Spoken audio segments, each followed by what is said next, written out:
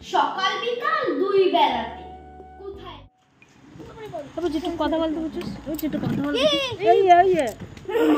মা ড্রয়িং করো নাও নাও বসো নাও বসো নাও বসো নাও বসো বসো সব ওইখানে বলবো ওইখানে দেবো সব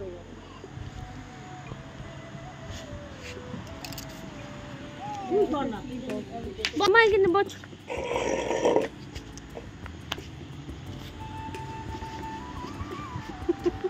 পিছচ্ছে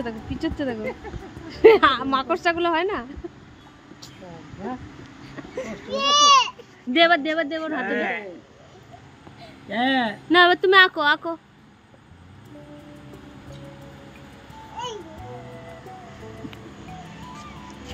বসো বসো বসে বসে আঁকো বসো বসো বসো বসো বসো বসো বসে বসে বসে বসে বসে বসে বসে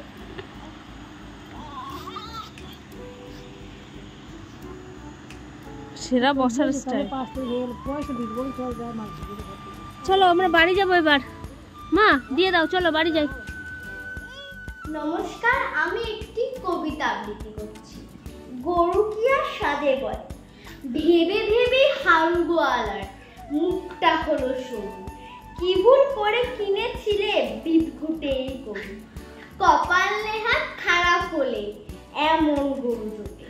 শয়তানটা ঘাস ছাড়া আর খায় না কিছু মোটে সকাল বিকাল দুই বেলাতে কোথায় পাবেন ঘাস আজকাল আর হয় কি কোথাও সবুজ ঘাসের চাষ তাই তো তিনি বুদ্ধি করে খড় ভিজিয়ে কেটে গরুর চোখে সবুজ কাচের গগল দিলে গরু কার সাধে বলে গরুর পায়ে গড় সবুজ চোখে ঘাস ভেবে তাই চিবই ভিজে খায় নমস্কার আমার নাম অনিন্দিতা হালদার আমি একটি কবিতা আবৃত্তি বলতে চলেছি কবিতাটির নাম ছাগলের কাণ্ড লিখেছেন কবি ভবানী প্রসাদ মজুমদার ছাগলেতে কিনা খায় কিনা বলে পাগল গতবার শীতকালে আমাদের ছাগল ভুল করে উল্টে এক গোলা উল্টে গপ করে গিয়ে ফেলে মরে পেট চুলকে তারপর ঘটলো কি বলে দিই সাচ্চা এবছর মাঘ মাসে হলো তার বাচ্চার মুখ থেকে হাসি প্রাণ খুলে দে গায়ে তার সোয়েটার বোনা সেই উলে রে নমস্কার আমি আরেকটি কবিতা পাঠ করছি কবিতাটির নাম গরু কি আর সাধে বলে লিখেছেন ভবানী প্রসাদ মজুমদার গরু কি আর সাধে বলে ভেবে ভেবে হারু গোয়ালার মুখটা হলো শুরু